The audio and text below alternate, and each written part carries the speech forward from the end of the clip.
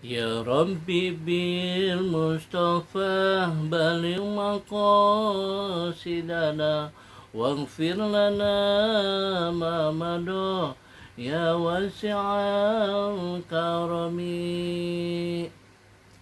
Assalamualaikum warahmatullahi wabarakatuh.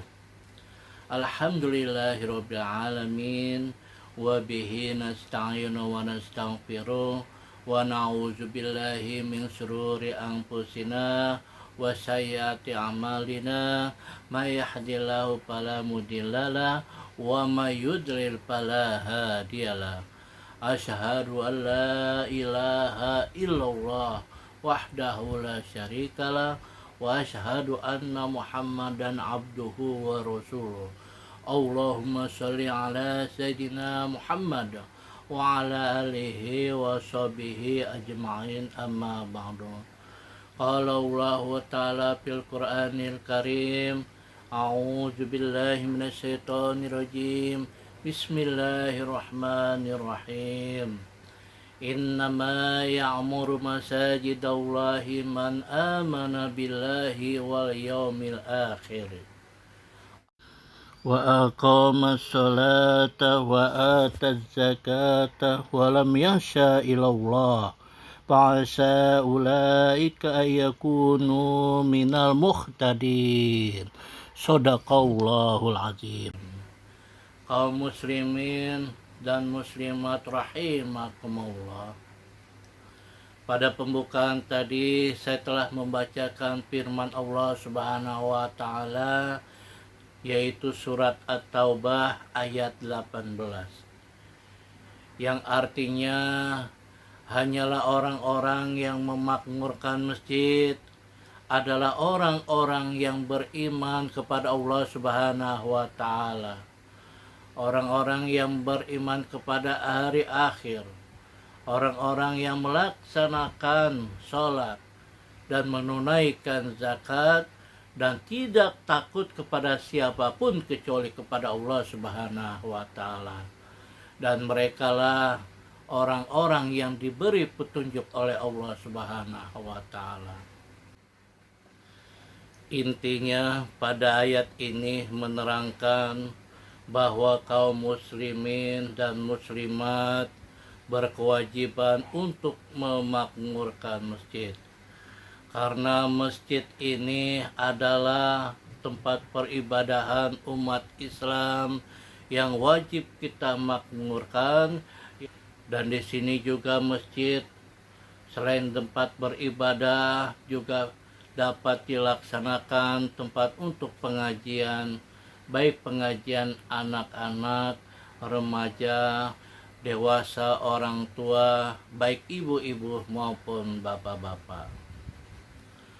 Para kaum muslimin wal muslimat rahimakumullah, masjid sebagai tempat peribadahan, apabila para bapak, para ibu memakmurkan masjid, ini adalah hal yang biasa.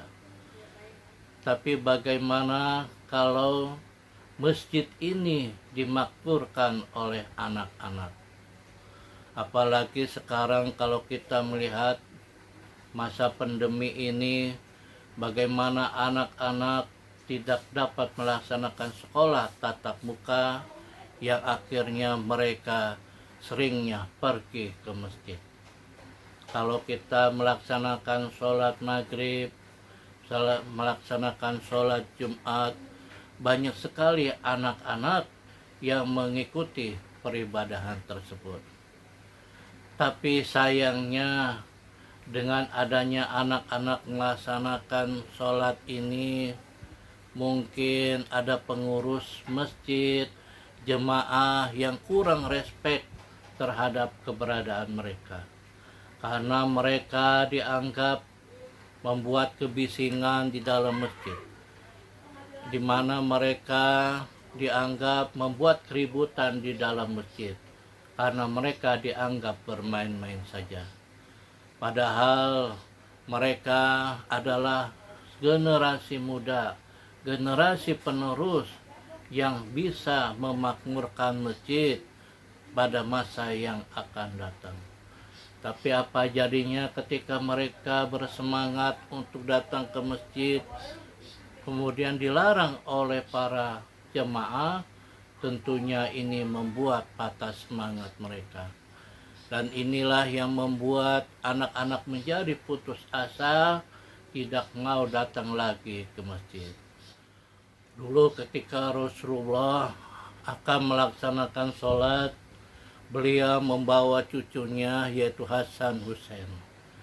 Dan ketika sholat, Nabi Muhammad SAW lama di dalam bersujud. Dan ternyata lamanya sujud ini karena Nabi ketika sujud itu ditumpangi oleh cucu-cucu beliau.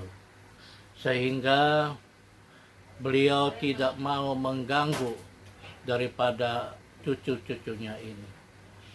Jadi jelas bahwa apa yang dicontohkan Rasulullah SAW adalah bagian daripada kasih sayang beliau terhadap anak-anak. Lalu bagaimana kita selaku umat Islam, jemaah masjid yang tidak mau menerima anak-anak untuk melaksanakan sholat di masjid? Ini adalah suatu kemunduran, ini adalah suatu pertentangan yang telah diteladani oleh Rasulullah SAW.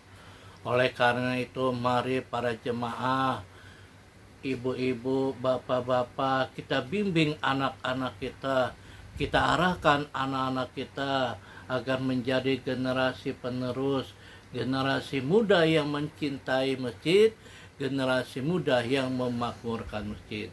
Mudah-mudahan harapan kita dikabulkan oleh Allah Subhanahu wa taala. Amin ya rabbal alamin.